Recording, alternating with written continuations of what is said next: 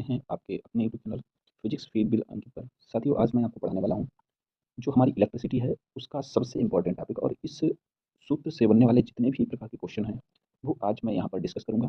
साथियों, इस सूत्र से ऐसे ऐसे क्वेश्चन बनते हैं जहाँ पर हमें अधिकतर कन्फ्यूजन हो जाती है कि हम जो आर बराबर रो यल स्क्वायर, कहीं पर यल स्क्वायर लग जाता है, ठीक है, कहीं पर उसी अनुपात को के लिए केवल यल लगता है, ठीक है। तो इन चीज़ों को कन्फ्यूज़न को इस तरीके की कन्फ्यूज़न को दूर करने के लिए मैं ये सेशन लेकर आया हूँ, और जो भी कन्फ्यूज़न है वो उम्मीद करता हूँ कि इस क्लास के बाद आपकी दूर हो जाएंगी। साथियों, सबसे पहले तो हम जानते हैं कि किसी भी चालक तार, जो भी चालक तार होता है, उसके प्रतिरोध के लिए सबसे पहले तो उस चालक तार की जो लंबाई होती है, यानी कि ये जो दिया है, ठीक है, लंबाई, उस पर डिपेंड करता है कोई भी चालक तार। कोई भी चालक तार है जिस पे धारा प्रवाहित हो सकती है उसकी लंबाई पर, और उसके क्रॉस सेक्शन एरिया, जो देखो जो मुहाना होता है किसी भी चालक तार का, ये वाला क्षेत्रफल, ठीक है, जहाँ से धारा पास हो सकती है, तो ये जो क्रॉस सेक्शन एरिया है इसकी व्युत्क्रमानुपाती होती है और उसकी लंबाई के अनुक्रमानुपाती। अब इसको ऐसे समझे कि इससे पहले वाली क्लास में मैं इसको डिस्कस भी कर चुका हूँ, ठीक है। तो इसमें क्या होता है कि अगर इस तार की लंबाई बढ़ा दी जाए, लंबाई बढ़ा दी जाए तो जाहिर सी बात है जो भी धारा है उसमें अवरोध उत्पन्न होगा। लंबाई बढ़ाई जाएगी तो अवरोध उत्पन्न मीन्स रुकावट होगी, तो यानी कि आर का मान क्या होगा, बढ़ेगा। और अगर ये वाला एरिया बढ़ा दिया जाए, जैसे कोई पाइप होता है, पाइप में आप जल की धारा को कनेक्ट कर लो आप करंट से, ठीक है, जो विद्युत करंट है उसको, उसी की तरह उसी को अनुभव करते हुए अपने व्यवहारिक जीवन से उसको कनेक्ट करो। अगर कोई भी बड़े आकार का पाइप है उसमें से जल की धारा अगर बहते हैं, तो अगर बड़े आकार का पाइप है तो उसमें धारा जो है बिना रुकावट के निकलेगी, ठीक है। और अगर पतला पाइप है तो उसमें धारा जो है प्रेशर से और क्या होगा, रुक रुकावट, उसको पीछे ढकेलते हुए, मतलब उसमें फ्रिक्शन ज़्यादा लगेगा, ठीक है, यानी कि रुकावट ज़्यादा। तो उसी के हिसाब से देखो, लंबाई ज़्यादा तो आर ज़्यादा, एरिया ज़्यादा तो आर कम, ठीक है।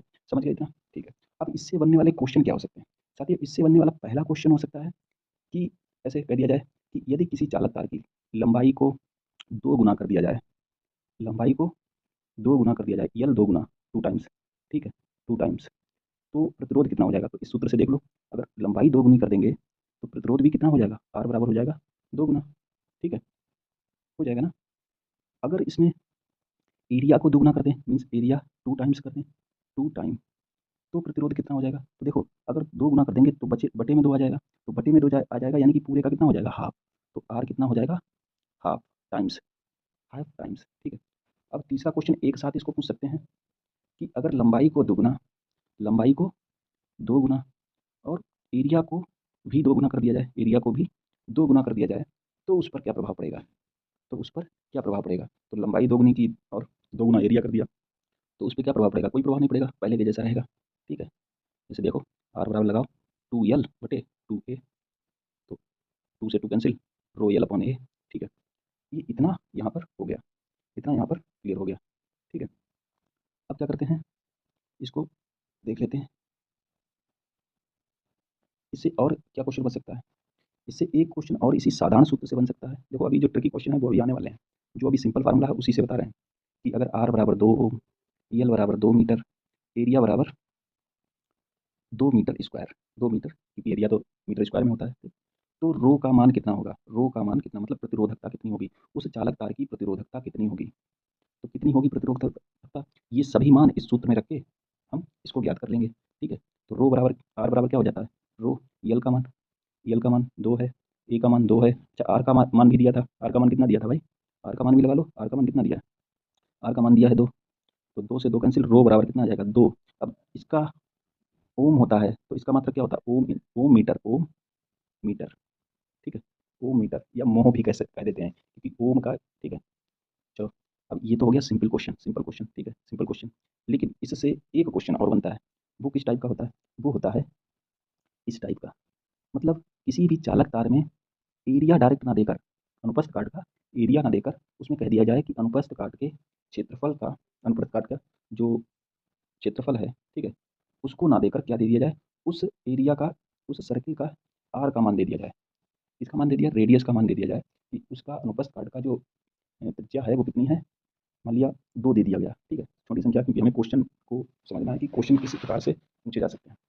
तो अब ये दे दिया है, अब हम क्या करते हैं, अगर वहाँ पे एरिया लिखा है तो डायरेक्ट 2 करके और उसका सॉल्यूशन निकाल देते हैं, जो कि, और उस तरीके का ऑप्शन भी दिया रहता है, तो हमें वो क्वेश्चन तुरंत गलत हो जाएगा, क्योंकि पेपर में हमें ज़्यादा सोचने का टाइम नहीं होता, ठीक है। तो हम डायरेक्ट पढ़ते हैं, जो भी क्वेश्चन पढ़ा होता है उसी टाइप से लगाते हैं और चले जाते हैं। अगर इस टाइप का क्वेश्चन नहीं पढ़ा तो उसको हम गलत करके आ जाते हैं, ठीक है।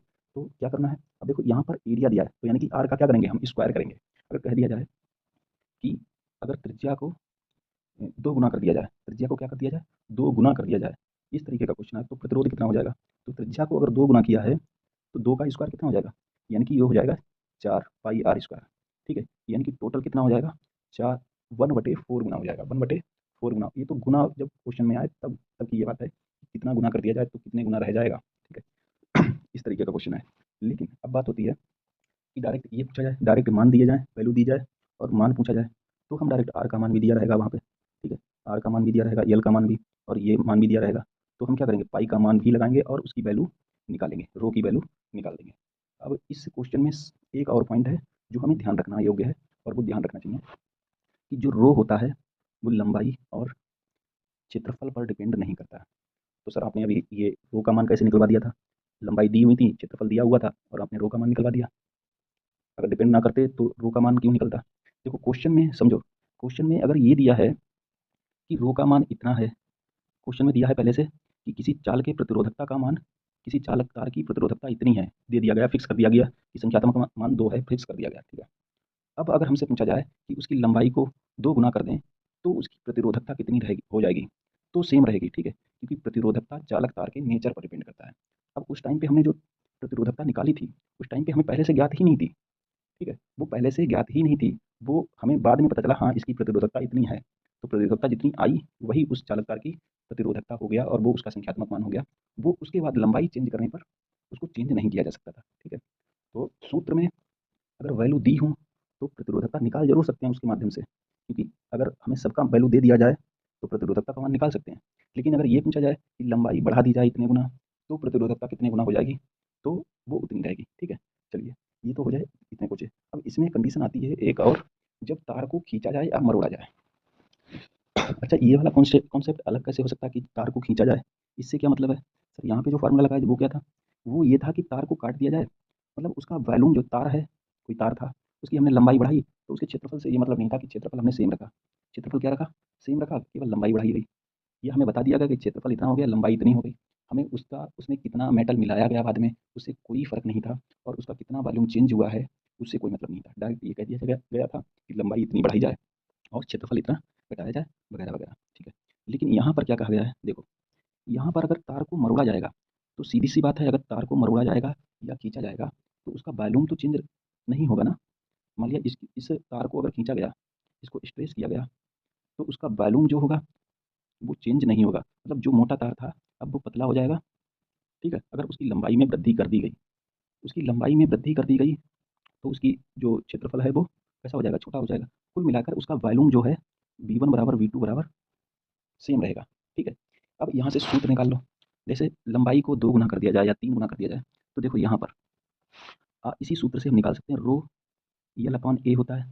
ठीक है, और मैंने कह दिया कि लंबाई को 2 गुना कर दिया जाए या कितने भी गुना कर दिया जाए, लंबाई को खींचा गया है, लंबाई को क्या किया गया है, खींचा गया है। तो यानी कि वो सूत्र हमें लंबाई पर डिपेंड करते हुए निकालना है। तो यल से ऊपर नीचे गुना कर दो, तो यल से ऊपर नीचे गुना करेंगे तो यल स्क्वायर बाई वी हो जाएगा।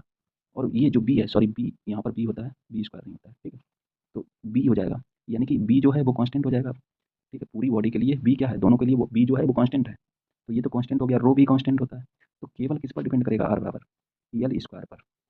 ठीक है, इसी प्रकार से ए वाला फार्मूला निकालते हैं। तो यहाँ पर अगर ये कर दिया जाए कि तार को मरोड़ा जाए, तार को मरोड़ेंगे तो क्षेत्रफल बढ़ेगा। ठीक है, दो कंडीशन होती हैं, एक तो तार को खींचा जाए तो क्षेत्रफल घटेगा, लंबाई बढ़ेगी। तार को खींचा जाए तो लंबाई बढ़ेगी और तार को मरोड़ा जाए तो क्षेत्रफल बढ़ेगा। ठीक है, अब उसी प्रकार से इसको, जैसे पहले मैंने बताया था, अगर एरिया आ जाए तो इसमें क्या हो जाएगा, रो बटे रो बी बटे ए स्क्वायर, यानी कि ठीक है दोनों में स्क्वायर आ जाएगा, यल ऊपर आएगा ए नीचे आएगा पहले की तरह, लेकिन स्क्वायर आ जाएगा।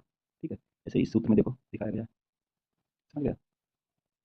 ओके, चलिए एक इससे क्वेश्चन भी लगा लेते हैं।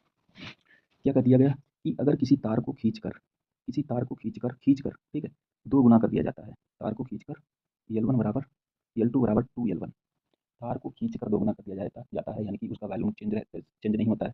ठीक है, तो प्रतिरोध क्या होगा, तो प्रतिरोध क्या हो जाएगा, लंबाई के लिए मैंने क्या बताया था, डायरेक्ट इसके यल जितनी भी लंबाई हुई है उसका 2 गुना स्क्वायर कर दो। ठीक है, 2 ऑफ L1 R1, तो 2 यानी कि 4R1, R2 बराबर कितना हो जाएगा 4R1। अगर ये कर दिया जाए कि क्षेत्रफल को 2 गुना कर दिया जाए तो R2 बराबर 1/4R1।